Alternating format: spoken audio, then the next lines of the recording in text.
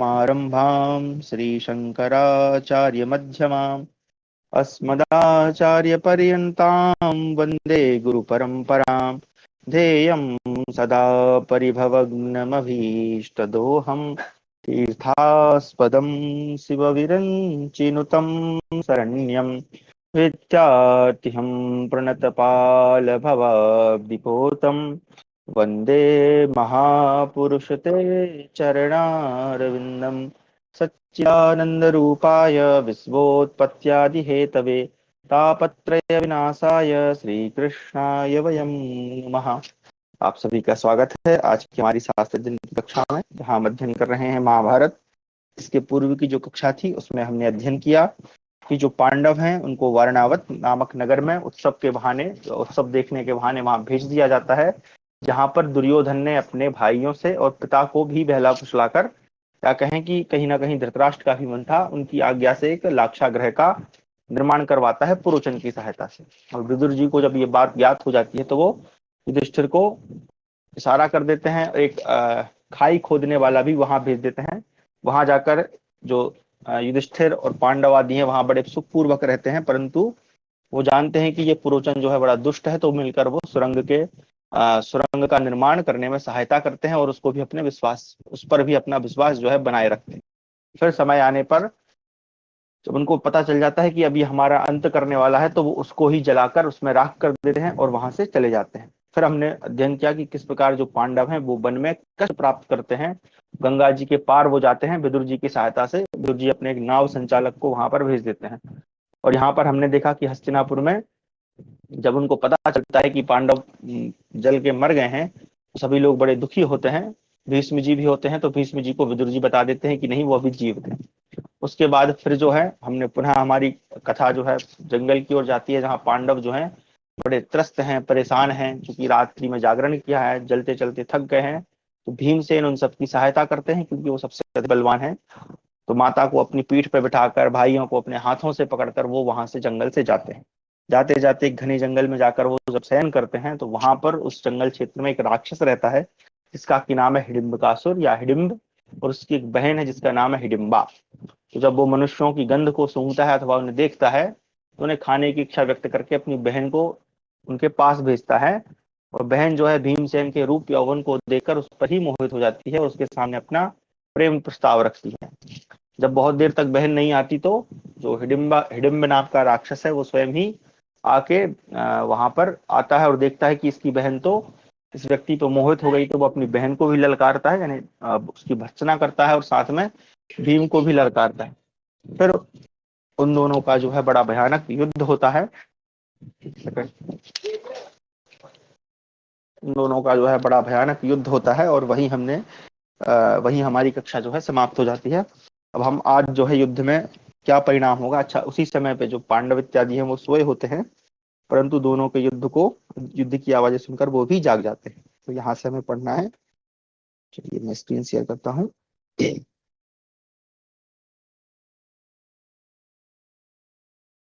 तो ये था हमारा त्रिपंचाशद अधिक शततमः, यानी कि 153वां अध्याय है।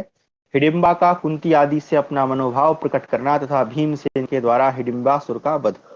वैशंपायन उवाच प्रबुद्धास्ते हिडिंबाया रूपं दृष्ट्वातिमानुषं विस्मितः पुरुषव्याघ्रा बभूवुः प्रथया सह। तथा कुन्ती समीक्ष्यानां विस्मिता रूपसम्पदा उवाच मधुरं वाक्यं शान्तपूर्णमिदं शनैः। कस्य त्वं सुरागर्भाभे कावासी वरवर्णिनी केन कार्येण सम्प्राप्ता कुतश्चागमनं तव। वैशंपायन जी कहते हैं, जन्मेजय, जागने पर हिडिंबा का अलौकिक रूप देख वे पुरुष सिंह पांडव माता कुंती के साथ बड़े विस्मय में पड़े। तदनंतर कुंती ने उसकी रूप संपत्ति से चकित हो उसकी ओर देखकर उसे सांत्वना देते हुए मधुर वाणी में इस प्रकार धीरे धीरे पूछा कि देव कन्याओं सी कांति वाली सुंदरी, तुम कौन हो और किसकी कन्या हो? तुम किस काम से यहाँ आई हो और कहाँ से तुम्हारा शुभागमन हुआ है? यदि तुम इस वन की देवी अथवा अप्सरा हो तो वह मुझे सब ठीक ठीक बता दो। साथ ही यह भी कहो कि किस काम के लिए यहाँ खड़ी हो। हिडिंबा बोली, देवी, यह जो नील मेघ के समान विशाल वन आप देख रही हैं, यह राक्षस हिडिंब का और मेरा निवास स्थान है। महाभागे, आप मुझे उस राक्षस राज हिडिंब की बहन समझें। आर्ये, मेरे भाई ने मुझे आपकी और आपके पुत्रों की हत्या करने के इच्छा से यहाँ भेजा है। उसकी बुद्धि बड़ी क्रूरतापूर्ण है। उसके कहने से मैं यहाँ आई और नूतन स्वर्ण की सी आभा वाले आपके महाबली पुत्र पर मेरी दृष्टि पड़ी। सुबह उन्हें देखते ही समस्त प्राणियों के अंतःकरण में विचरने वाले कामदेव से प्रेरित होकर मैं आपके पुत्र की वशवर्तिनी हो गई। तदनंतर मैंने आपके महाबली पुत्र को पति रूप में वर्ण किया और इस बात के लिए प्रयत्न किया कि इन्हें तथा आप सब लोगों को यहाँ से अन्यत्र लेकर भाग चलूं, परंतु आपके पुत्र की स्वीकृति न मिलने से मैं इस कार्य में सफल न हो सकी। मुझे मेरे लौटने में देर होती जान वह मनुष्य भक्षी राक्षस स्वयं ही आपके इन सब पुत्रों को मार डालने के लिए आया, परंतु मेरे प्राण वल्लभ तथा आपके बुद्धिमान पुत्र महात्मा भीम उसे बलपूर्वक यहाँ से रगड़ते हुए दूर हटा ले गए हैं। देखिए, युद्ध में पराक्रम दिखाने वाले वे दोनों मनुष्य और राक्षस जोर जोर से गरज रहे हैं और बड़े बेग से गुत्थम गुत्थ होकर एक दूसरे को अपनी ओर खींच रहे हैं। वैशंपायन जी कहते हैं, जन्मेजय, हिडिंबा की यह बात सुनते ही युधिष्ठिर उछलकर खड़े हो गए। अर्जुन, नकुल और पराक्रमी सहदेव ने भी ऐसा ही किया। तदनंतर उन्होंने देखा कि वे दोनों प्रचंड बलशाली सिंहों की भांति आपस में गुद गए हैं और अपनी अपनी विजय चाहते हुए एक दूसरे को घसीट रहे हैं। एक दूसरे को भुजाओं में भरकर बार बार खींचते हुए उन दोनों योद्धाओं ने धरती की धूल को दावानल की धूल के समान बना दिया। दोनों का शरीर पृथ्वी की धूल में सना हुआ था। दोनों ही पर्वतों के समान विशालकाय थे। उस समय वे दोनों कोहरे से ढके हुए दो पहाड़ों के समान सुशोभित हो रहे थे। भीमसेन को राक्षस द्वारा पीड़ित देख अर्जुन धीरे धीरे हंसते हुए से बोले, महाबाहु भैया भीमसेन, डरना मत। अब तक हम लोग नहीं जानते थे कि तुम भयंकर राक्षस से भिड़कर अत्यंत परिश्रम के कारण कष्ट पा रहे हो। कुंती नंदन, अब मैं तुम्हारी सहायता के लिए उपस्थित हूँ। इस राक्षस को अवश्य मार गिराऊंगा और नकुल और सहदेव माता जी की रक्षा करेंगे। भीमसेन ने कहा, अर्जुन, तटस्थ होकर चुपचाप देखते रहो। तुम्हें घबराने की आवश्यकता नहीं। मेरी दोनों भुजाओं के बीच में आकर यह राक्षस कदापि जीवित नहीं रह सकता। अर्जुन ने कहा, शत्रुओं का दमन करने वाले भीम, इस पापी राक्षस को देर तक जीवित रखने से क्या लाभ। हम लोगों को आगे चलना है, अतः यहाँ अधिक समय तक ठहरना संभव नहीं। उधर सामने पूर्व दिशा में अरुणोदय की लालिमा फैल रही है। प्रातः संध्या का समय होने वाला है। इस रौद्र मुहूर्त में राक्षस प्रबल हो जाते हैं। अब यहाँ पे देखें, लिखा है प्रातः संध्या, यानी यहाँ पे प्रातः नहीं बल्कि संध्या का ही समय हो रहा है। ठीक है। अतः भीमसेन, जल्दी करो, इसके साथ खिलवाड़ न करो। इस भयानक राक्षस को मार डालो। यह अपनी माया फैलाए इसके पहले ही इस पर भुजाओं की शक्ति का प्रयोग करो। वैशंपायन जी कहते हैं, अर्जुन के यूं कहने पर भीम रोष से जल उठे और प्रलय काल में वायु का जो बल प्रकट होता है उसे उन्होंने अपने भीतर धारण कर लिया। तत्पश्चात काले मेघ के समान उस राक्षस के शरीर को भीमसेन ने क्रोधपूर्वक तुरंत ऊपर उठा लिया और उसे 100 बार घुमाया। इसके बाद भीम उस राक्षस से बोले, अरे निशाचर, तू व्यर्थ मांस से व्यर्थ ही पुष्ट होकर व्यर्थ ही बड़ा हुआ है। तेरी बुद्धि भी व्यर्थ है, इसी से तू व्यर्थ मृत्यु के योग्य है। इसलिए आज तू व्यर्थ ही अपनी इह लीला समाप्त करेगा, यानी बाहु युद्ध में मृत्यु होने के कारण तू स्वर्ग और कीर्ति से वंचित हो जाएगा। राक्षस, आज तुझे मैं मारकर इस वन को निष्कंटक एवं मंगल में बना दूंगा, जिससे फिर तू मनुष्यों को मारकर नहीं खा सकेगा। अर्जुन बोले, भैया, यदि तुम युद्ध में उस राक्षस को अपने लिए भार समझ रहे हो तो मैं तुम्हारी सहायता करता हूं, तुम इसे शीघ्र मार गिराओ। प्रकोदर, अथवा मैं ही इसे मार डालूंगा। तुम अधिक युद्ध करके थक गए हो, अतः कुछ देर अच्छी तरह विश्राम कर लो। वैशंपायन जी कहते हैं, जन्मेजय, अर्जुन की यह बात सुनकर भीमसेन अत्यंत क्रोध में भर गए। उन्होंने बलपूर्वक राक्षस को पृथ्वी पर दे मारा और उसे रगड़ते हुए पशु की तरह मारना आरंभ किया।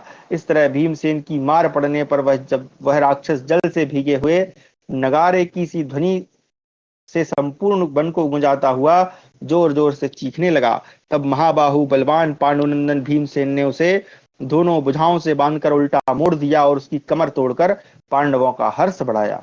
हिडिंब को मारा गया देख वे महान वेगशाली पांडव अत्यंत हर्ष से उल्लसित हो उठे। उन्होंने शत्रुओं का दमन करने वाले नरश्रेष्ठ भीमसेन की भूरी भूरी प्रशंसा की। इस प्रकार भयंकर पराक्रमी महात्मा भीम की प्रशंसा करके अर्जुन ने पुनः उनसे यह बात कही, प्रभो, मैं समझता हूं इस वन से नगर दूर नहीं, तुम्हारा कल्याण हो। अब हम लोग शीघ्र चलें, जिससे दुर्योधन को हमारा पता न लग सके। तब सभी पुरुष सिंह महारथी पांडव, ठीक है, ऐसा ही करें। यूं कहकर माता के साथ वहां से चल दिए। हिडिंबा राक्षसी भी उनके साथ बोली। इस प्रकार से 153वां अध्याय समाप्त हुआ। 154वां अध्याय, युधिष्ठिर का भीमसेन को हिडिंबा के वध से रोकना, हिडिंबा की भीमसेन के लिए प्रार्थना, भीमसेन और हिडिंबा का मिलन तथा घटोत्कच की उत्पत्ति। वैशंपायन उवाच शातानेवापतत्तूर्णं भगिनी तस्य रक्षसा अब्रुवाणा हिडिंबा तु राक्षसी पाण्डवान् प्रति अभिवादितः कुन्तीं धर्मराजं च पाण्डवम् अभिपूजितान् सर्वान् भीमसेनम् अभाषत अहं ते दर्शनादेव मन्मथस्य वशां गता क्रूरं भ्रातृवचो हित्वा सात्वमेवानुरुन्धति। वैशंपायन जी कहते हैं, जन्मेजय, हिडिंबासुर की बहन राक्षसी हिडिंबा बिना कुछ कहे सुने तुरंत पांडवों के ही पास आई और फिर माता कुंती था पांडुनंदन धर्मराज युधिष्ठिर को प्रणाम करके उन सबके प्रति समादर का भाव प्रकट करती हुई भीमसेन से बोली।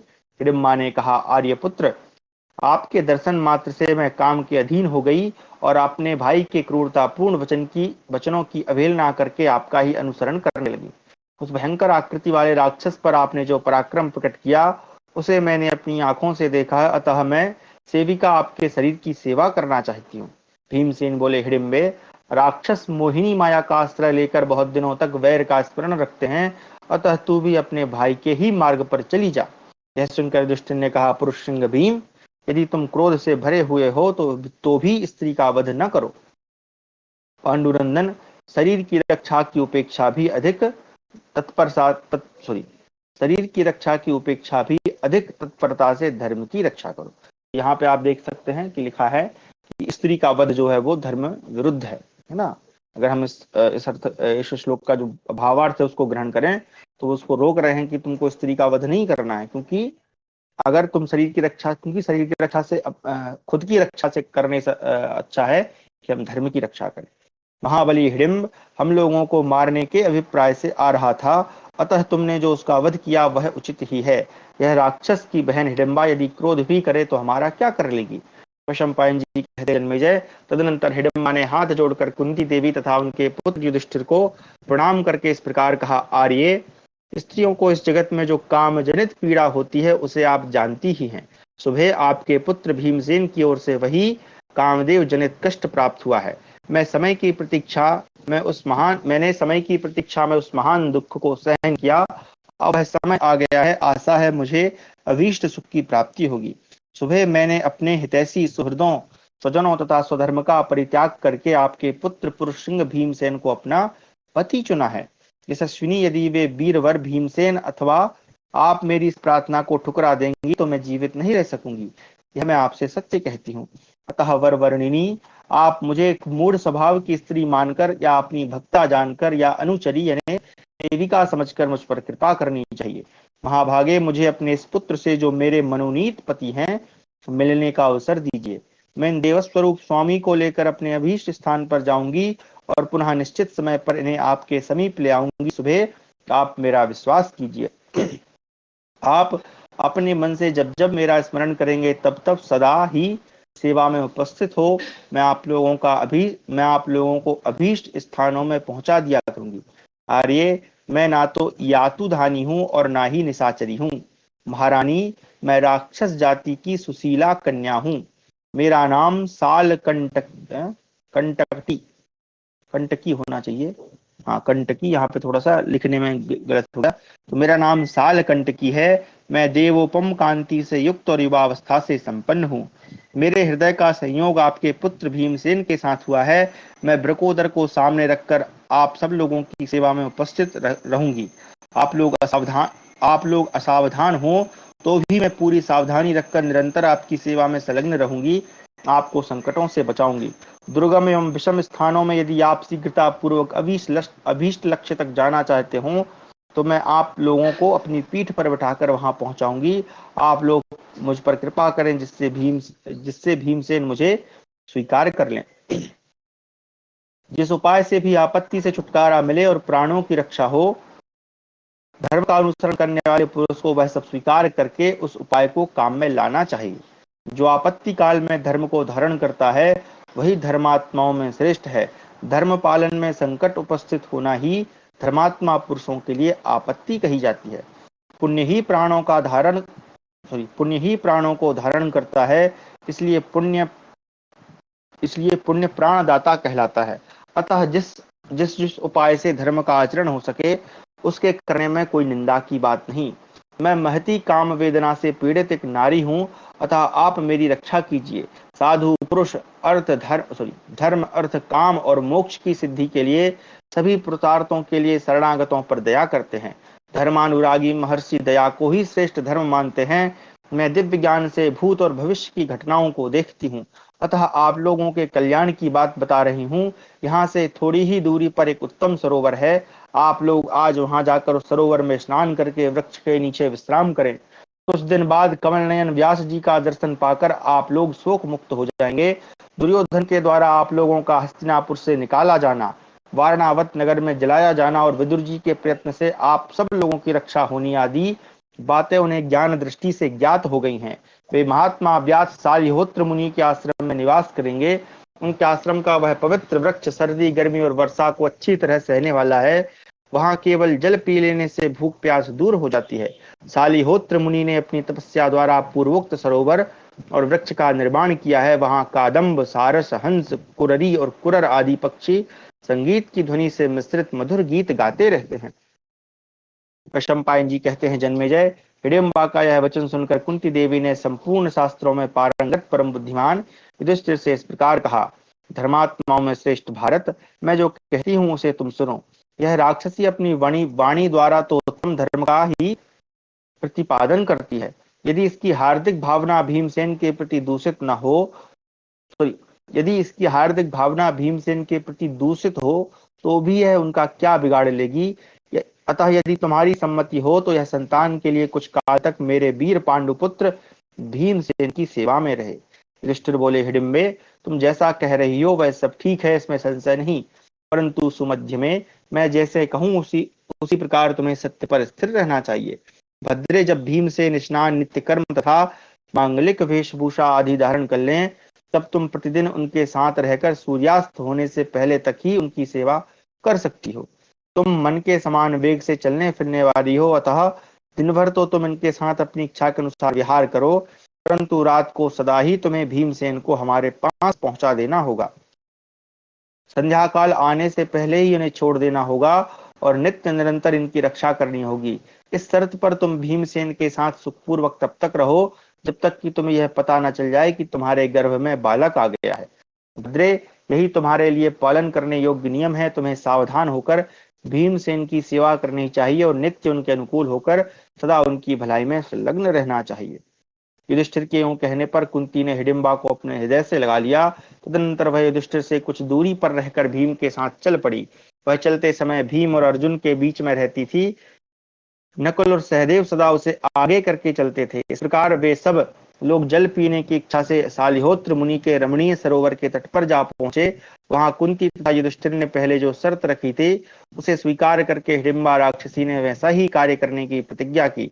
तत्पश्चात उसने वृक्ष के नीचे जाकर घर की तरह झाड़ू लगाई और पांडवों के लिए निवास स्थान का निर्माण किया।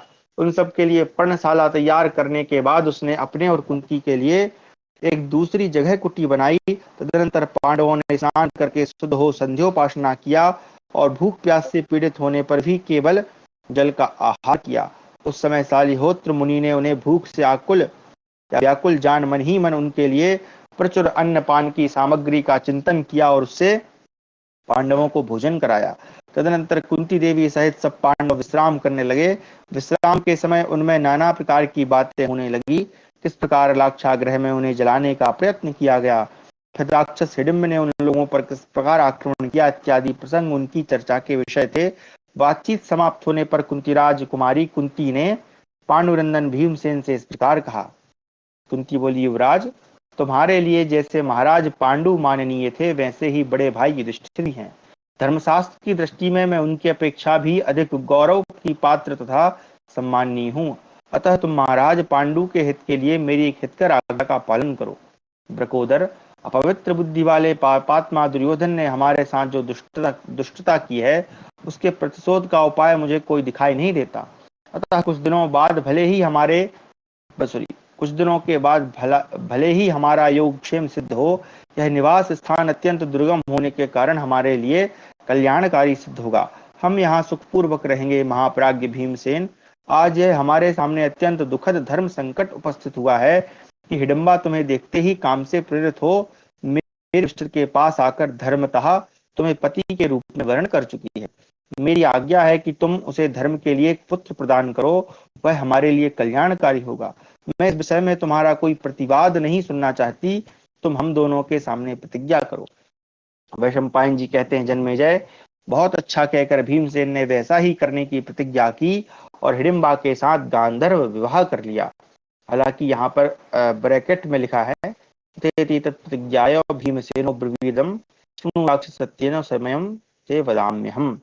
तत्पश्चात भीमसेन ने हिडिंबा से इस प्रकार कहा, राक्षसी सुनो, मैं सत्य की शपथ खाकर तुम्हारे सामने एक शर्त रखता हूँ। सुबह सुमध्य में जब तक तुम्हें पुत्र की उत्पत्ति ना हो जाए तभी तक मैं तुम्हारे साथ बिहार के लिए चलूंगा। जन्मेजय, तब ऐसा ही होगा। यह प्रतिज्ञा करके हिडिंबा राक्षसी भीमसेन को साथ ले वहां से ऊपर आकाश में उड़ गई। उसने रमणीय पर्वत शिखरों पर, देवताओं के निवास स्थानों पर, जहां बहुत से पशु पक्षी मधुर शब्द करते रहते हैं, ऐसे सुरम्य प्रदेशों में सदा परम सुंदर रूप धारण करके सब प्रकार के आभूषणों से विभूषित हो मीठी मीठी बातें करके पांडुनंदन भीमसेन को सुख पहुंचाया। इसी प्रकार पुष्पित वृक्षों और लताओं से शोभित दुर्गम वनों में, कमल और उत्पल आदि अलंकृत रमणीय सरोवरों में, नदियों के द्वीपों तथा जहाँ की बालू का वैदूर्य मणि के समान है, जिनके घाट, तटवर्ती वन तथा जल सभी सुंदर एवं पवित्र हैं, उन पर्वतीय नदियों में, विकसित वृक्षों, लता वल्लरियों से विभूषित विचित्र काननों में, विमान पर्वत के कुंजों और भांति भांति की गुफाओं में खिले हुए कमल समूह से युक्त निर्मल जल वाले सरोवरों में, मणियों और स्वर्ण से संपन्न समुद्र तटवर्ती प्रदेशों में, छोटे छोटे सुंदर तालाबों में, बड़े बड़े साल वृक्षों के जंगलों में, पवित्र देव वनों में, पर्वतीय शिखरों पर, गुह्यकों के निवास स्थानों में, सभी ऋतुओं के फलों से संपन्न तपस्वी मुनियों के सुरम्य आश्रमों में तथा मानसरोवर एवं अन्य जलाशयों में घूम फिरकर हिडिंबा ने परम सुंदर रूप धारण करके पांडुनंदन भीमसेन के साथ रमण किया। वह मन के समान वेग से चलने वाली थी, अतः उन स्थानों में भीमसेन को आनंद प्रदान करती हुई विचरती रही। कुछ काल के पश्चात उस राक्षसी ने भीमसेन से एक महान बलवान पुत्र उत्पन्न किया, जिसकी आंखें विकराल, मुख विशाल और कान शंकु के समान थे। जैसे शंकु यानी जिस तो त्रिकोण टाइप का नहीं होता, नीचे से चौड़ा ऊपर से थोड़ा पतला, तो ऐसे ऊपर से उसके बड़े कान होंगे, नीचे से पतले होंगे, इस टाइप के। वह देखने में बड़ा भयंकर जान पड़ता था। उसकी आवाज बड़ी भयानक थी। सुंदर लाल लाल होंठ, तीखी दाढ़ें, महान बल, बहुत बड़ा धनुष, महान पराक्रम, अत्यंत धैर्य और साहस, बड़ी बड़ी भुजाएं, महान वेग, विशाल और विशाल शरीर, ये उसकी विशेषताएं थी। वह महामायावी राक्षस अपने शत्रुओं का दमन करने वाला था। उसकी नाक बहुत बड़ी, छाती चौड़ी था, पैरों की दोनों पिंडलियां टेढ़ी और ऊंची थी। यद्यपि उसका जन्म मनुष्य से हुआ था, तथापि उसकी आकृति और शक्ति अमानुषिक थी। उसका वेग भयंकर और बल महान था। वह दूसरे पिशाचों तथा राक्षसों से बहुत अधिक शक्तिशाली था। राजन, अवस्था में बालक होने पर भी वह मनुष्यों में युवक सा प्रतीत होता था। उस बलवान वीर ने संपूर्ण अस्त्र शस्त्रों में बड़ी निपुणता प्राप्त की थी। राक्षसियां जब गर्भ धारण करती हैं तब तत्काल ही उसको जन्म दे देती हैं। वे इच्छानुसार रूप धारण करने वाली तथा नाना प्रकार के रूप बदलने वाली होती हैं। सद्यो ही गर्भान राक्षसो लभन्ते प्रसवन्ति चा। ठीक है भैया। उस महान बलवान धनुर्धर बालक ने पैदा होते ही पिता और माता के चरणों को प्रणाम किया। उसके सिर में बाल नहीं उगे थे। उस समय पिता और माता ने उसका नाम इस प्रकार, या उसका नामकरण इस प्रकार किया। बालक की माता ने भीमसेन से कहा, इसका घट यानी सिर उत्कच है, यानी केस रहित। उत्कच का मतलब खाता है। उसके इस कथन से ही उसका नाम घटोत्कच हो गया, यानी जिसके सिर पे बाल ना हो, टकला जिसको हम कह सकते हैं। घटोत्कच का पांडवों के प्रति बड़ा अनुराग था और पांडवों को भी वह बहुत प्रिय था। वह सदा उनकी आज्ञा के अधीन रहता था। तदनंतर हिडिंबा पांडवों से यह कहकर कि भीमसेन के साथ रहने का मेरा समय समाप्त हो गया, आवश्यकता के समय पुनः मिलने की प्रतिज्ञा करके अपने अभीष्ट स्थान को चली गई। तत्पश्चात विशालकाय घटोत्कच ने कुंती सहित पांडवों को यथायोग्य प्रणाम करके उन्हें संबोधित करके कहा, निष्पाप गुरुजन, आप निशंक होकर बताएं मैं आपकी क्या सेवा करूं। इस प्रकार पूछने वाले भीमसेन कुमार से कुंती ने कहा, बेटा, तुम्हारा जन्म कुरुकुल में हुआ है, तुम मेरे लिए साक्षात भीमसेन के समान हो, पांचों पांडवों के ज्येष्ठ पुत्र हो, अतः हमारी सहायता करो। वैशंपायन जी कहते हैं, जन्मेजय, कुंती के यूं कहने पर घटोत्कच ने प्रणाम करके करके ही उनसे कहा, दादी जी। अच्छा, यहाँ पे दादी जी शब्द है नहीं, वर्षवीर्य समोलोको विशिष्टाश्रम बहुमदृशु, ठीक है, यहाँ पे अनुवादक नहीं लिखा है वो। लोक में जैसे रावण और मेघनाद बहुत बड़े बलवान थे, उसी प्रकार इस मानव जगत में मैं भी उन्हीं के समान विशालकाय और महापराक्रमी हूँ, बल्कि उनसे भी बढ़कर हूँ। तो यहाँ पर देखिए रामायण का अब यहाँ पे थोड़ा सा एक रेफरेंस आया है कि भाई पहले रावण और मेघनाद जैसे बलवान हो चुके हैं। जब मेरी आवश्यकता होगी उस समय मैं स्वयं अपने पितृ वर्ग की सेवा में उपस्थित हो जाऊंगा। यूं कहकर राक्षस श्रेष्ठ घटोत्कच पांडवों से आज्ञा लेकर उत्तर दिशा की ओर चला गया। आगे, महामना इंद्र ने अपने अनुपम पराक्रमी कर ये कहां से आ गया भाई, ये 46वां श्लोक कहां से आ गया। महामना इंद्र ने अनुपम पराक्रमी कर्ण की शक्ति का आघात सहन करने के लिए, अच्छा, आघात सहन करने के लिए घटोत्कच की सृष्टि की थी। वह कर्ण के सम्मुख युद्ध करने में समर्थ महारथी वीर था। तो ये आगे जब ये आएगा घटोत्कच वाला पर्व, उस समय हम इसको पढ़ेंगे। अच्छा, यहाँ पर जो उत्कच था उसका लिखा है, कोई कोई उत्कच का अर्थ ऊपर उठे हुए बालों वाला भी करते हैं। तो दोनों अर्थ हैं, एक जिसके बाल ऊपर उठे हों वो, और दूसरा जिसके बाल ही ना हो। ठीक है, आगे, पंचपंचाशद अधिकम यानी कि 155वां अध्याय। वैशंपायन उवाच, अच्छा, पांडवों को व्यास जी का दर्शन और उनका एक चक्रा नगरी में प्रवेश। एवनेन वनं गत्वा घ्नतो मृगणान् बहु अपक्रम्य ये यूराजंस्त्वर्माणा महारथा मत्स्यांस्त्रिकर्तान् पाञ्चालान् कीचकान्तरेण च रमणीयान् वनोद्देशान् प्रेक्षमाणासनांश्च ततः कृत्वात्मनः सर्वे वल्कलाजिनिवासः स कुन्त्या महात्मानो भ्रस्तस्तापसं बपुः। वैशंपायन जी कहते हैं, राजन, वे महारथी पांडव उस स्थान से हटकर एक वन से दूसरे वन में जाकर बहुत से हिंसक पशुओं को मारते हुए बड़ी उतावली के साथ आगे बढ़े। मत्स्य, त्रिगर्त, पांचाल तथा कीचक, इन जनपदों के भीतर होकर रमणीय वनस्थलियों और सरोवरों को देखते हुए वे लोग यात्रा करने लगे। उन सब ने अपने सिर पर जटाएं रख ली थीं, बलकल और मृगचर्म से अपने शरीर को ढक लिया था और तपस्वी का सा वेश धारण कर रखा था। इस प्रकार वे महारथी महात्मा पांडव माता कुंती देवी के साथ कहीं तो उन्हें पीठ पर ढोते हुए तीव्र गति से चलते थे, कहीं इच्छानुसार धीरे धीरे पांव बढ़ाते थे और कहीं पुनः अपनी चाल तेज कर देते थे।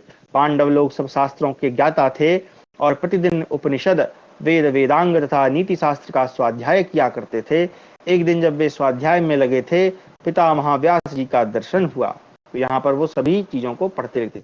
ब्राह्मम वेदम अधियानाम वेदांगानी च सर्वशा, यहाँ पर जो उपनिषद है उनको ब्राह्मम वेद कहा गया है, ठीक है, या ब्राह्मम कहा गया है। आगे, शत्रुओं को संताप देने वाले पांडवों ने उस समय महात्मा श्री कृष्ण द्वैपायन को प्रणाम किया और अपनी माता के साथ वे सब लोग उनके सामने हाथ जोड़कर खड़े हो गए। तो व्यास जी ने कहा, भरत श्रेष्ठ पांडु कुमारो, मैंने पहले ही तुम लोगों पर आए हुए संकट को जान लिया था। धृतराष्ट्र के पुत्रों ने जिस प्रकार अधर्म पूर्वक राज्य से बहिष्कृत किया है, वह सब जानकर तुम्हारा परम हित करने के लिए मैं यहाँ आया हूँ। इसके लिए तुम्हें विषाद नहीं करना चाहिए, यह सब तुम्हारे भावी सुख के लिए हो रहा है। इसमें संदेह नहीं कि मेरे लिए तुम लोग और धृतराष्ट्र के पुत्र दुर्योधन आदि सब समान ही हैं। फिर भी जहाँ दीनता और बचपन है, बचपन, हाँ ठीक है, वही मनुष्य अधिक स्नेह करते हैं। इसी कारण इस समय तुम लोगों पर मेरा अधिक स्नेह है। मैं स्नेह पूर्वक तुम लोगों का हित करना चाहता हूँ, इसलिए मेरी बात सुनो। यहाँ पास ही यह जो रमणीय नगर है, इसमें रोग व्याधि का भय नहीं, अतः तुम सब लोग यहीं छिप कर रहो और पुनः मेरे आने की प्रतीक्षा करो। वैशंपायन जी कहते हैं, जन्मेजय, इस प्रकार पांडवों को भली भांति आश्वासन देकर सत्यवती नंदन भगवान व्यास उन सब के साथ एक चक्रा नगरी के निकट गए। वहां उन्होंने कुंती को इस प्रकार सांत्वना दी। व्यास जी बोले, जीवित पुत्रों वाली बहू, हमारे ये पुत्र नरश्रेष्ठ महात्मा धर्मराज युधिष्ठिर सदा धर्म परायण हैं, अतः ये धर्म से ही सारी पृथ्वी को जीतकर भूमंडल के संपूर्ण राजाओं पर शासन करेंगे। भीमसेन और अर्जुन के बल से समुद्र पर्यंत सारी वसुधा को अपने अधिकार में करके ये उसका उपभोग करेंगे, इसमें संशय नहीं है। तुम्हारे और माद्री के सभी महारथी पुत्र सदा अपने राज्य में प्रसन्न चित्त हो सुखपूर्वक विचरेंगे। पुरुषों में सिंह के समान बलवान पांडव इस पृथ्वी को जीतकर प्रचुर दक्षिणा से संपन्न राजसूय तथा अश्वमेध आदि यज्ञों द्वारा भगवान का यजन करेंगे। तुम्हारे ये पुत्र अपने सुहृदों के समुदाय को उत्तम भोग एवं ऐश्वर्य सुख के द्वारा अनुग्रहित करके बाप दादाओं के राज्य का पालन एवं उपभोग करेंगे। वैशंपायन जी कहते, जन्मेजय, यूं कहकर महर्षि वैशंपायन ने उन सबको एक ब्राह्मण के घर में ठहरा दिया और पांडव श्रेष्ठ युधिष्ठिर से कहा, तुम लोग यहाँ 1 मास तक मेरी प्रतीक्षा करो, मैं पुनः आऊंगा। देश और काल का विचार करके ही कोई कार्य करना चाहिए, इससे तुम्हें बड़ा सुख मिलेगा। राजन, उस समय सबने हाथ जोड़कर उनकी आज्ञा स्वीकार की। तदनंतर शक्तिशाली महर्षि भगवान व्यास जैसे आए थे वैसे ही चले गए। इस प्रकार से 155वां अध्याय समाप्त हुआ। 156वां जो कि हमारा है वकवध पर्व। ब्राह्मण परिवार का कष्ट दूर करने के लिए कुंती की भीमसेन से बातचीत तथा ब्राह्मण के चिंतापूर्ण उद्गार। जन्मेजय उवाच, एक चक्राम गतास्ते तु कुंतीपुत्रा महारथा अत ऊर्ध्वं जजश्रेष्ठ किं कुर्वत पांडवः। एक चक्राम गतास्ते कुंतीपुत्रा महारथा ऊषुनाति चिरं कालं ब्राह्मणस्य निवेशने रमणीयानि पश्यन्तो वनानि विविधानि च पार्थिवानपि चोद्देशान सरितस्य सरांसि च। जन्मेजय ने पूजा, श्रेष्ठ कुंती के महारथी पुत्र पांडव जब एक चक्र नगरी में पहुंच गए उसके बाद उन्होंने क्या किया। वैशंपायन जी ने कहा, राजन, एक चक्रा नगरी में जाकर महारथी कुंती पुत्र थोड़े ही दिनों तक एक ब्राह्मण के घर में रहे। जन्मेजय, उस समय वे सभी पांडव भांति भांति के रमणीय वनों, सुंदर भूभागों, सरिताओं और सरोवरों का दर्शन करते हुए भिक्षा के द्वारा जीवन निर्वाह करते थे। अपने उत्तम गुणों के कारण वे सभी नागरिकों के प्रीति पात्र हो गए थे। उन्हें देखकर नगर निवासी आपस में तर्क वितर्क करते हुए इस प्रकार की बातें करते थे, ये ब्राह्मण लोग तो देखने ही योग्य हैं, इनके आचार विचार शुद्ध एवं सुंदर हैं, इनकी आकृति देव कुमारों के समान जान पड़ती है, ये भीख मांगने योग्य नहीं, राज्य के योग्य हैं, सुकुमार होते हुए भी तपस्या में लगे हैं, इनमें सब प्रकार के शुभ लक्षण शोभा पाते हैं, ये कदापि भिक्षा ग्रहण करने योग्य नहीं है, शायद किसी कार्यवश भिक्षुकों के वेश में विचर रहे हैं। वे नागरिक पांडवों के आगमन को अपने बंधुजनों का ही आगमन मानकर उनके लिए भक्ष्य भोज्य पदार्थों से भरे हुए पात्र तैयार रखते थे और मौन व्रत का पालन करने वाले पांडव उनसे वह भिक्षा ग्रहण करते थे। हमें आए हुए बहुत देर हो गई, इसलिए माताजी चिंता में पड़ी होंगी। यह सोचकर माता के गौरव पास में बंधे हुए पांडव बड़ी उतावली के साथ उनके पास लौट आते थे। प्रतिदिन रात्रि के आरंभ में वे भिक्षा लाकर माता कुंती को सौंप देते और वे बांटकर जिसके लिए जितना हिस्सा देती उतना ही पृथक पृथक लेकर पांडव लोग भोजन करते थे। वे चारों वीर परंतप पांडव अपनी माता के साथ आधी भिक्षा का उपयोग करते थे और संपूर्ण भिक्षा का आधा भाग अकेले महाबली भीमसेन खाते थे। भरतवंश शिरोमणि, इस प्रकार उस राष्ट्र में निवास करते हुए महात्मा पांडवों का बहुत समय बीत गया। तदनंतर एक दिन नरश्रेष्ठ युधिष्ठिर आदि 4 भाई भिक्षा के लिए गए, किंतु भीमसेन किसी कार्य विशेष के संबंध से कुंती के साथ वहां घर पर ही रह गए थे। भारत, उन दिन ब्राह्मण के घर में सहसा बड़े जोर का भयानक आर्तनाद होने लगा, जिसे कुंती ने सुना। राजन, उन ब्राह्मण परिवार के लोगों को बहुत रोते और विलाप करते देख कुंती देवी अत्यंत दयालुता एवं साधु स्वभाव के कारण सहन न कर सकी। उस समय उनका दुख मानो कुंती देवी के हृदय को मथे डालता था। अतः कल्याणमयी कुंती भीमसेन से इस प्रकार करुणायुक्त वचन बोली, बेटा, हम लोग इस ब्राह्मण के घर में दुर्योधन से अज्ञात रहकर बड़े सुख से निवास करते हैं। जहाँ हमारा इतना सत्कार हुआ है कि हम अपने दुख और दैन्य को भूल गए हैं। इसलिए पुत्र, मैं सदा यही सोचती हूँ कि इस ब्राह्मण का मैं कौन सा प्रिय कार्य करूं जिसे किसी के घर में सुखपूर्वक रहने वाले लोग किया करते हैं। तात, जिसके प्रति किया हुआ उपकार उसका बदला चुकाए बिना नष्ट नहीं होता, वही पुरुष है। और इतना ही उसका पौरुष यानी मानवता है कि दूसरा मनुष्य उसके प्रति जितना उपकार करे वह उससे भी अधिक उस मनुष्य का प्रत्युपकार कर दे। क्षमा करें। एक समय निश्चय ही इस ब्राह्मण पर कोई भारी इस समय निश्चय ही इस ब्राह्मण पर कोई भारी दुख आ पड़ा है। यदि उससे मैं इसकी सहायता करूं तो वास्तविक उपकार हो सकता है। भीमसेन बोले, माँ, पहले यह मालूम करो कि इस ब्राह्मण को क्या दुख है और वह किस कारण से प्राप्त हुआ है। जान लेने पर अत्यंत दुष्कर होगा, तो भी मैं इसका कष्ट दूर करने के लिए उद्योग करूंगा। वैशंपायन जी कहते हैं, राजन, वे माँ बेटे इस प्रकार बात कर ही रहे थे कि पुनः पत्नी सहित ब्राह्मण का आर्तनाद उनके कानों में पड़ा। तब कुंती देवी तुरंत ही उस महात्मा ब्राह्मण के अंतःपुर में घुस गईं, ठीक उसी तरह जैसे घर के भीतर बंधे हुए बछड़े वाली गाय स्वयं ही उसके पास पहुंच जाती है। भीतर जाकर कुंती ने ब्राह्मण को वहां पत्नी पुत्र कन्या के साथ नीचे मुंह किए बैठे देखा। ब्राह्मण देवता कह रहे थे, जगत के इस जीवन को धिक्कार है, क्योंकि यह सारहीन निरर्थक दुख की जड़ पराधीन और अत्यंत का भागी है। जीने में महान दुख है, जीवन काल में बड़ी भारी चिंता का सामना करना पड़ता है। जिसने जीवन धारण कर रखा है उसे दुखों की प्राप्ति अवश्य होती है। जीवात्मा अकेला ही धर्म अर्थ और काम का सेवन करता है, इसका वियोग होना भी उसके लिए महान और अनंत दुख का कारण होता है। कुछ लोग चारों पुरुषार्थों में मोक्ष को ही सर्वोत्तम बतलाते हैं, किंतु वह भी मेरे लिए किसी प्रकार सुलभ नहीं। अर्थ की प्राप्ति होने पर तो नरक का संपूर्ण दुख भोगना ही पड़ता है। धन की इच्छा सबसे बड़ा दुख है, किंतु धन प्राप्त करने में तो और भी अधिक दुख है। जिसकी धन में आसक्ति हो गई है, उसे धन का वियोग होने पर इतना महान दुख होता है जिसकी कोई सीमा नहीं है। यहाँ पर एक रेफरेंस दिया है, इसको जरा पढ़ लेते हैं, क्या कहना चाहते हैं भाई। एक सेकंड।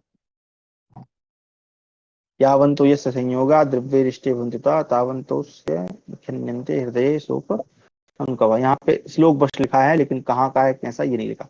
चलिए, मुझे ऐसा कोई उपाय नहीं दिखाई देता जिससे इस विपत्ति से छुटकारा पा सकूं, अथवा पुत्र और स्त्री के साथ किसी निरापद स्थान में भाग चलूं, यानी खाली स्थान या ऐसा कोई स्थान जहां पे कोई रहता नहीं, सुनसान स्थान कह सकते हैं।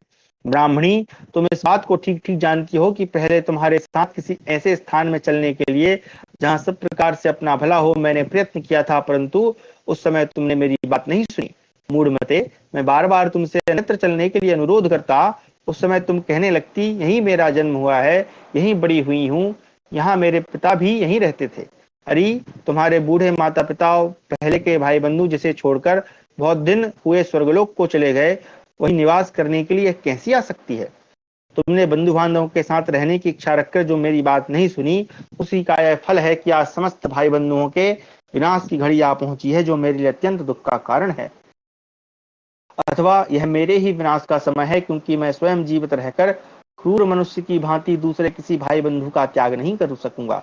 प्रिय, तुम मेरी सहधर्मिणी और इंद्रियों को संयम में रखने वाली हो, सदा सावधान रहकर माता के समान मेरा पालन पोषण करती हो।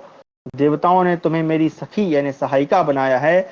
तुम सदा मेरी परम गति यानी मेरा सबसे बड़ा सहारा हो। तुम्हारे माता पिता ने तुम्हें सदा के लिए मेरे गृहस्थ आश्रम की अधिकारिणी बनाया है। मैंने विधि पूर्वक तुम्हारा वर्ण करके मंत्रोच्चारण पूर्वक तुम्हारे साथ विवाह किया है। तुम कुलीन सुशीला और संतानवती हो, सती साध्वी हो। तुमने कभी मेरा अपकार नहीं किया। तुम नित्य मेरे अनुकूल चलने वाली धर्म पत्नी हो, अतः मैं अपने जीवन की रक्षा के लिए तुम्हें नहीं त्याग सकूंगा। फिर स्वयं ही अपने उस पुत्र का त्याग तो कैसे कर सकूंगा जो अभी निरा बच्चा है, जिसने युवावस्था में प्रवेश नहीं किया तथा जिसके शरीर में अभी जवानी के लक्षण तक प्रकट नहीं हुए हैं। साथ ही अपनी इस कन्या को कैसे त्याग दूं जिसे महात्मा ब्रह्मा जी ने उसके भावी पति के लिए धरोहर के रूप में मेरे यहाँ रख छोड़ा है, जिसके होने से मैं पितरों के साथ दौहित्र जनित पुण्य लोकों को पाने की इच्छा रखता हूँ या आशा रखता हूँ। उसी अपनी बालिका को स्वयं ही जन्म देकर मैं मौत के मुख में कैसे छोड़ सकता हूँ। कुछ लोग ऐसा मानते हैं कि पिता का अधिक स्नेह पुत्र पर होता है, तथा कुछ दूसरे लोग पुत्री पर ही अधिक स्नेह बताते हैं, किंतु मेरे लिए तो दोनों ही समान है। जिस पर पुण्य लोग वंश परंपरा और नित्य सुख सब कुछ सदा निर्भर रहते हैं, उस निष्पाप बालिका का परित्याग मैं कैसे कर सकता हूँ। अपने को भी त्याग कर परलोक में जाने पर मैं सदा इस बात के लिए संतप्त होता रहूंगा कि मेरे द्वारा त्यागे हुए ये बच्चे अवश्य ही यहाँ जीवित नहीं रह सकेंगे। इनमें से किसी का भी त्याग विद्वानों ने निर्दयतापूर्ण तथा निंदनीय बताया है, तथा मेरे मर जाने पर ये सभी मेरे बिना मर जाएंगे। अहो, मैं कठिन विपत्ति में फंस गया हूँ, इससे पार होने की मुझ में शक्ति नहीं है। धिक्कार है इस जीवन को। हाय, मैं बंधु बांधवों के साथ आज किस गति को प्राप्त होऊंगा। सबके साथ मर जाना ही अच्छा है, मेरा जीवित रहना कदापि उचित नहीं है। इस प्रकार से हमारा 156वां अध्याय समाप्त हुआ। 157वां अध्याय एक सेकंड का समय दीजिए, थोड़ा सा जल पी लूं।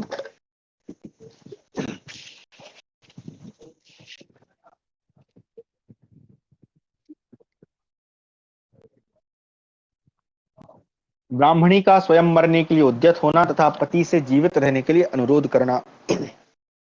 ब्राह्मण्युवाच न संतापस्त्वया कार्या प्राकृतेनेव कर्हिचित् नहि संतापकालोऽयं वेद्यस्तव विद्यते अवश्यं निर्धनं अवश्यं निधनं सर्वै गन्तव्यमिह मानवै अवश्यं भाविन्यर्थे वै संतापो नेह विद्यते भार्या पुत्रोऽथ दुहिता सर्वमात्मार्थमिष्यते व्यथां जहि सुबुद्ध्या त्वं स्वं स्वयं यास्यामि तत्र च। ब्राह्मणी बोली, प्राणनाथ, आपको साधारण मनुष्यों की भांति कभी संताप नहीं करना चाहिए। आप विद्वान हैं, आपके लिए यह संताप का अवसर नहीं है। एक ना एक दिन संसार में सभी मनुष्यों को अवश्य मरना पड़ेगा, अतः जो बात अवश्य होने वाली है उसके लिए यहाँ शोक करने की आवश्यकता नहीं है। पत्नी, पुत्र और पुत्री ये ये सब अपने लिए ही अभिष्ट होते हैं। आप उत्तम बुद्धि विवेक का आश्रय लेकर शोक संताप छोड़िए। मैं स्वयं महाराक्षस के समीप चली जाऊंगी। पत्नी के लिए लोक में सबसे बढ़कर यही सनातन कर्तव्य है कि वह अपने प्राणों को निछावर करके पति की भलाई करे। पति के हित के लिए किया हुआ मेरा यह प्राणोत्सर्ग रूप कर्म आपके लिए तो सुखकारक होगा ही, मेरे लिए भी परलोक में अक्षय सुख का साधक और श्लोक में यश की प्राप्ति कराने वाला होगा। यह सबसे बड़ा धर्म है। मैं आपसे जो बात बता रही हूँ इसमें आपके लिए अधिक से अधिक स्वार्थ और धर्म का लाभ दिखाई देता है। जिस उद्देश्य से पत्नी की अभिलाषा की जाती है, आपने वह उद्देश्य मुझसे सिद्ध कर लिया। एक पुत्री और एक पुत्र आपके द्वारा मेरे गर्भ से उत्पन्न हो चुके हैं। इस प्रकार आपने मुझे भी पूर्ण कर दिया है। इन दोनों संतानों का पालन पोषण और संरक्षण करने में आप समर्थ हैं। आपकी तरह मैं इन दोनों का पालन पोषण तथा रक्षा की व्यवस्था नहीं कर सकूंगी। मेरे सर्वस्व के स्वामी प्राणेश्वर, आपके न रहने पर मेरे इन दोनों बच्चों की क्या दशा होगी? मैं किस तरह इन बालकों का भरण पोषण करूंगी? मेरा पुत्र भी बालक है। आपके बिना मैं अनाथ विधवा सन्मार्ग पर स्थित रहकर इन दोनों बच्चों को कैसे खिलाऊंगी? आपने जो यहाँ संबंध करने आपके क्षमा करें जो आपके यहाँ संबंध करने के सर्वथा अयोग्य है, ऐसे अहंकारी और घमंडी लोग जब मुझसे इस कन्या को मांगेंगे तब मैं उनसे इनकी रक्षा कैसे कर सकूंगी? जैसे पक्षी पृथ्वी पर डाले हुए मांस के टुकड़े को लेने के लिए झपटते हैं, उसी प्रकार सब लोग विधवा स्त्री को वश में करना चाहते हैं। जो श्रेष्ठ दुराचारी मनुष्य जब बार बार मुझसे याचना करते हुए मुझे मर्यादा से विचलित करने की चेष्टा करेंगे, उस समय मैं श्रेष्ठ पुरुषों के द्वारा अभिलषित मार्ग पर स्थिर नहीं रह सकूंगी। आपके कुल की एकमात्र निरपराध बालिका को मैं बाप दादाओं के द्वारा पालित धर्म मार्ग पर लगाए रखने में कैसे समर्थ होंगी? आप धर्म के ज्ञाता हैं। आप जैसे अपने बालक को सद्गुणी बना सकते हैं, उस प्रकार मैं आपके न रहने पर सब ओर से आश्रयहीन हुए सनाथ बालक में वांछनीय उत्तम गुणों का आधान कैसे कर सकूंगी? जैसे अनधिकारी शूद्र वेद की श्रुति को प्राप्त करना चाहता हो, उसी प्रकार अयोग्य पुरुष मेरी अवहेलना करके आपकी सनाथ बालिका को भी ग्रहण करना चाहेंगे। अब यहाँ पे जरा एक बार देख लें, हो सकता है इस पे थोड़ा विवाद हो जाए। इमामपि च ते बालाम अनाथाम परिभूय माम अनर्हा प्रार्थयन्ति शूद्रा वेद श्रुतिम यथा। यहाँ पर जो लिखा है, ये नहीं लिखा है कि जो शूद्र है उसको वेद या श्रुति प्राप्त नहीं होनी चाहिए, बल्कि ये लिखा है अनर्हा। अनर्हा मतलब जो उसका अधिकारी ना हो, है ना। जैसे अनधिकारी शूद्र वेद की श्रुति को प्राप्त, यानी जो अधिकारी नहीं है वो भी उसको प्राप्त करना चाहता है। तो ऐसे अब भाई देखिए, जैसे मान ली कोई दुष्ट व्यक्ति है, अगर आप उसको कोई विशेष शिक्षा दे दो ना, तो वो क्या करेगा? उसका दुरुपयोग करेगा। तो ऐसे यहाँ पर कहा जाए कि जो अधिकारी नहीं है उसको वेद नहीं देना चाहिए। वेद का मतलब है वेद श्रुति, यानी उसका जो ज्ञान है वो नहीं देना चाहिए, ठीक है। तो यहाँ पर वो भी यही कह रही है कि जब भाई आप ही नहीं रहोगे तो मेरा ये जो मतलब मेरी जो बालिका है उस पर लोग कुदृष्टि रखेंगे। सही बात है। आपके ही उत्तम गुणों से संपन्न अपनी इस पुत्री को यदि मैं उन अयोग्य पुरुषों के हाथ में न देना चाहूंगी तो वे बलपूर्वक इसे उसी प्रकार हर ले जाएंगे जैसे कौए यज्ञ से भविष्य का भाग लेकर उड़ जाए। तो मतलब समझ सकते हैं उस समय की जो सामाजिक व्यवस्था है उसमें भी ऐसे बुरे लोग होते थे कि अगर कोई महिला अकेली है, आज के समय में भी आपको मिल जाएगा, अगर कोई बेचारी एक महिला है जो अकेली है और उसके छोटे छोटे बच्चे हैं, बालिकाएं हैं, तो लोग जो हैं, जो दुराचारी लोग हैं, वो अपनी कुदृष्टि लगाना शुरू कर देते हैं। और यहाँ तक कि कई बार तो ऐसा होता है कि उसके ही सगे संबंधी परिवार वाले लोग भी उसका धन है उसको हड़पने की कोशिश करते हैं। ठीक है, ये हमें आज भी देखने को मिलता है, उस समय भी ऐसे लोग होते थे।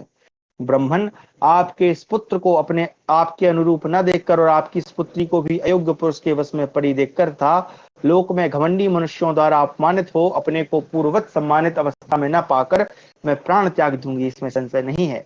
जैसे पानी सूख जाने पर वहां की मछलियां नष्ट हो जाती हैं, उसी प्रकार मुझसे और आपसे रहित होकर अपने ये दोनों बच्चे निसंदेह नष्ट हो जाएंगे। नाथ, इस प्रकार आपके बिना मैं और ये दोनों बच्चे तीनों ही सर्वथा विनष्ट हो जाएंगे, इसमें तनिक भी संशय नहीं।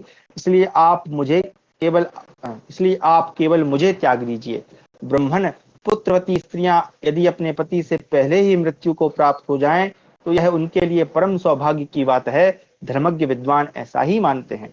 पिता माता और पुत्र ये सब परिमित मात्रा में ही सुख देते हैं, अपरिमित सुख को देने वाला तो केवल पति है। ऐसे ऐसे पति का कौन स्त्री आदर नहीं करेगी। आर्यपुत्र, आपके लिए मैंने यह पुत्र और पुत्री भी छोड़ दी, समस्त बंधु बांधवों को भी छोड़ दिया और आपका यह अब अपना यह जीवन भी त्याग देने को उद्यत हूँ। स्त्री यदि सदा अपने स्वामी के प्रिय और हित में लगी रहे, तो यह उसके लिए बड़े बड़े यज्ञों तपस्याओं नियमों और नाना प्रकार के दानों से भी बढ़कर है। अतः मैं यह जो कार्य करना चाहती हूँ श्रेष्ठ पुरुषों से सम्मत धर्म है और आपके तथा इस कुल के लिए सर्वथा अनुकूल एवं हितकारक है। अनुकूल संतान, धन, प्रिय सुहृद तथा पत्नी, ये सभी आपद धर्म से छूटने के लिए ही वांछनीय है, ऐसा साधु पुरुषों का मत है। तो ये कितना सुंदर श्लोक है। यहाँ पर स्थानी च पत्यानि द्रव्यानि सुहृद प्रिया आपद धर्म प्रमोक्षाय भार्या चापी सताम मतम, यानी कि अगर आपकी संतान अनुकूल हो, आपके पास धन हो, आपके जो प्रिय हैं वो लोग हों, यानी यहाँ पे मित्र इत्यादि, और आपके जो सुहृद यानी रिश्तेदार हैं, और पत्नी, ये जब आप आपत्ति काल में फंसे हों, जहां पर आप धर्म का पालन न कर पा रहे हों, तभी आपकी सहायता करते हैं। आगे, आपत्ति के लिए धन की रक्षा करें, धन धन के द्वारा स्त्री की रक्षा करें, और स्त्री तथा धन दोनों के द्वारा सदा अपनी रक्षा करें। तो ये पूरा यहाँ पे नीति श्लोक है। आगे, पत्नी, पुत्र, धन और घर, ये सभी वस्तुएं दृष्ट और अदृष्ट फल यानी लौकिक और पारलौकिक लाभ के लिए संग्रहणीय है, विद्वानों का ऐसा निश्चय है। एक और संपूर्ण कुल हो और दूसरी ओर उस कुल की वृद्धि करने वाला शरीर हो, तो उन दोनों की तुलना करने पर यह सारा कुल उस शरीर के बराबर नहीं हो सकता, यह विद्वानों का निश्चय है। यहाँ पर देखें कितना सुंदर जो है गृहस्थाश्रम के विषय में बताया जा रहा है कि एक पति का अपनी पति जब उनके पास आपत्ति पड़ी है, हम इसके विषय में जानते हैं सभी लोग, आगे हो सकता है थोड़ी कथा भी आएगी, लेकिन हम पूर्व से जानते हैं कि एक राक्षस है जो इनको, जो कि वहां के लोगों को क्रम से खाया करता है। और आज जो है इन दोनों की या इनके ब्राह्मण के परिवार में से किसी के जाने की मतलब वो है, तो अब दोनों ही आपत्ति में फंसे हैं। तो दोनों आप देखें, एक पति और पत्नी कितने अच्छे विचारों के द्वारा एक दूसरे को सपोर्ट कर रहे हैं। पति कह रहा है कि तुम नहीं जाओ, मैं जाऊंगा, और पत्नी कह रही कि नहीं आप मत जाओ, मैं जाऊंगा। तो इस प्रकार का इनका वार्ता, यही अगर आज के समय में हो जाए तो कितना अच्छा हो। खैर चलिए, कहाँ गया। आर्य, अतः आप मेरे द्वारा अभीष्ट कार्य की सिद्धि कीजिए और स्वयं प्रयत्न करके अपने को इस संकट से बचाइए। मुझे राक्षस के पास जाने की आज्ञा दीजिए और मेरे दोनों बच्चों का पालन कीजिए। धर्मज्ञ विद्वानों ने धर्म निर्णय के प्रसंग में नारी को अवध्य बताया है। यहाँ पर फिर से आया है कि जब जब धर्म का निर्णय या प्रसंग कुछ करना हो तो नारी कैसी है, अवध्य है, उसको मारा नहीं जाता। राक्षसों को भी लोग धर्मज्ञ कहते हैं, इसलिए संभव है वह राक्षस भी मुझे स्त्री समझकर ना मारे। अब देखिए बेचारी कितनी मतलब अपनी बालक बुद्धि का उपयोग कर रही है कि भाई नारी तो अवध्य है, और हो सकता है कि राक्षस लोग भी धर्म को तो पढ़ते ही हैं, है ना। धर्म को पढ़ने का मतलब कि उनको ज्ञान होता है कि ऐसा करना अनुचित है, लेकिन राक्षस इसीलिए हैं क्योंकि वो ऐसा करते हैं। ठीक है, मतलब देखिए वहां पर राक्षस एक प्रजाति विशेष है, एक जाति विशेष है। ठीक है, उनका आचरण वैसा है, इसलिए उनको राक्षस कहा जाता है। तो ज्ञान तो उनके पास भी होता होगा, लेकिन उस जो ज्ञान उन्होंने धर्म का लिया है तो उसको नहीं मान रहे हैं, नहीं मानने के कारण ही वो राक्षस। तो आगे हम पढ़ते हैं। पुरुष वहां जाए तो वह राक्षस उनका वध कर ही डालेगा, इसमें संशय नहीं, परंतु स्त्रियों के वध में संदेह है। यदि राक्षस ने धर्म का विचार किया तो मेरे बच जाने की आशा है, अतः धर्मज्ञ आर्यपुत्र आप मुझे ही वहां भेजो। तो मतलब एक छोटी सी आशा उसको लग रही है उस स्त्री को कहीं से, कि भाई हो सकता है वो मेरे को छोड़ दे, आप जाओगे तो आप तो मर ही जाओगे, हो सकता है मुझे ना मारे।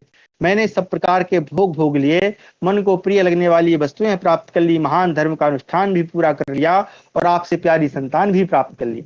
अब यदि मेरी मृत्यु हो भी जाए तो उससे मुझे दुख ना होगा। मुझसे पुत्र उत्पन्न हो गया, मैं बूढ़ी भी हो चली और सदा आपका प्रिय करने की इच्छा रखती आई हूँ। इन सब बातों पर विचार करके ही मैं मरने का निश्चय कर रही हूँ। आर्य, मुझे त्याग करके आप दूसरी स्त्री भी प्राप्त कर सकते हैं, उससे आपका गृहस्थ धर्म पुनः प्रतिष्ठित हो जाएगा। कल्याण स्वरूप हृदयेश्वर, बहुत सी स्त्रियों से विवाह करने वाले पुरुष को भी पाप नहीं लगता है, परंतु स्त्रियों को अपने पूर्व पति का उल्लंघन करने पे बड़ा भारी पाप लगता है। तो अब देखें यहाँ इसको थोड़ा सा समझिएगा, नहीं तो लोग आक्षेप लगा सकते हैं। ठीक है तो आक्षेप का मतलब ऐसा है, यहाँ पर पहले इसने कहा कि आप मुझे त्याग करके अगर मैं मर जाऊं तो आप दूसरी स्त्री भी प्राप्त कर सकते हैं, इससे आपका गृहस्थ धर्म पुनः प्रतिष्ठित हो जाएगा। तो पहले तो इससे ये स्पष्ट हुआ कि उस समय विवाह होते थे, अगर मान लो भाई स्त्री पहले मर गई और बच्चे हैं तो उनका पालन पोषण करने के लिए कोई मतलब स्त्री तो चाहिए, तो व्यक्ति जो है विवाह कर सकता था, विवाह की आज्ञा थी। बट आज के समय भी ऐसा होता है, ठीक है। हालांकि लोग उसकी निंदा करते हैं, लेकिन जो व्यक्ति उस परिस्थिति में फंसा होता है कि उसके बच्चे छोटे छोटे हैं और वो काम कर रहा है, घर पर उनका ध्यान कोई रखने वाला नहीं है, तो फिर वो समाज के बारे में सोचता नहीं है और वो विवाह कर लेता है ना। ठीक है, अच्छा दूसरा ये है कि अब यहाँ पे अगला श्लोक है कि कल्याण स्वरूप हृदयेश्वर, बहुत सी स्त्रियों से विवाह करने वाले पुरुषों को भी पाप नहीं लगता। तो इसका मतलब ये है कि उस समय बहु विवाह करना, यानी अधिक विवाह करने की प्रथा रही होगी। वहां पर अधिक विवाह, जैसे कि हम पढ़ते हुए हैं कि राजाओं की कई रानियां थी, भीष्म जी ने भी जो विचित्र वीर थे उनके दो दो विवाह कराए थे, है ना। तो मुझे लगता है कि ऐसे या हम जैसे देखें कि ये पांडु जो हैं उनकी भी पहले कुंती से शादी हो गई, फिर माद्री से हुई, तो वहां पर सामान्य बात रही होगी उस समाज में कि भाई एक साथ दो स्त्रियों से विवाह कर लो, ठीक है, और स्त्रियां भी इस प्रकार से मान जाती होंगी, मुझे लगता है। परंतु स्त्रियों को अपने पूर्व पति का उल्लंघन करने पर बड़ा भारी पाप लगता है। तो ये स्त्री जो है वो अपने पति को उल्लंघन नहीं कर पाती थी। इन सब बातों को विचार करके और अपने देह के त्याग को निंदित कर्म मानकर आप अब शीघ्र ही अपने को, अपने कुल को और उन दोनों बच्चों को भी संकट से बचा लीजिए। वैशंपायन जी कहते हैं, भारत, ब्राह्मणी के कहने पर उसके पति ब्राह्मण देवता अत्यंत दुखी हो उसे हृदय से लगाकर उसके साथ ही धीरे धीरे आंसू बहाने लगे। इस प्रकार हमारा 157वां अध्याय समाप्त हुआ। चलिए समय भी हो गया है, कक्षा को यहीं विराम देते हैं। आगे हम पढ़ेंगे ब्राह्मण कन्या के त्याग और विवेकपूर्ण वचन तथा कुंती का उन सबके पास जाना। इस प्रकार से आज जो हमने अध्ययन किया उसमें हम कथा हमारी बड़ी नहीं थी।